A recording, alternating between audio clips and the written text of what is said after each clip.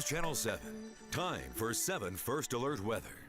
After an extended cold spell, I'm sure about a month ago, lots of us were wishing for those warmer temperatures and maybe even summer. I think we might have wished a little bit too hard, though, because it's really feeling like summer now because we've got wildfire smoke entering the picture for us. So this is the view from Boise right now. Very hazy, and we did see a rapid increase in the afternoon hours of that smoke concentration. Here's where we're standing now with that smoke. You can see still pretty high concentrations towards the eastern part of the state, and it is affecting a wide swath of the U.S. right now. So here's what we're going to expect as we go throughout the weekend for the smoke. It is going to continue to move east. However, by tomorrow morning, it will linger in Magic Valley areas and higher concentrations, but then we do see a significant amount of clearing as we go into Sunday because we're going to see a front start to move from west to east and clearing the skies after that. Right now, though, we are still seeing some of those air quality impacts because of that smoke. So you can see we still have some places that are in the moderate air quality category.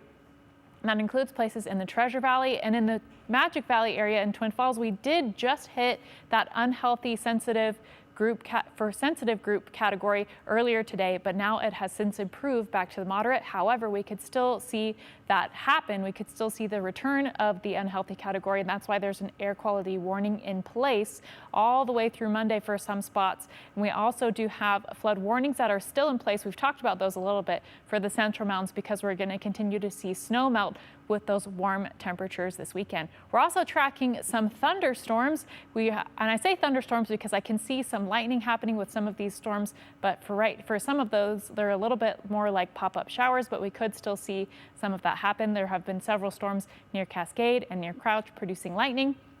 And that pattern will continue as we go into the evening hours. You'll see that more so with this particular model in the Central Mountains, and that means we could see more lightning, more brief downpours, and some potentially gusty conditions along with that. And that includes it's going to be a similar pattern as we go into tomorrow for some of those Central Mountain spots.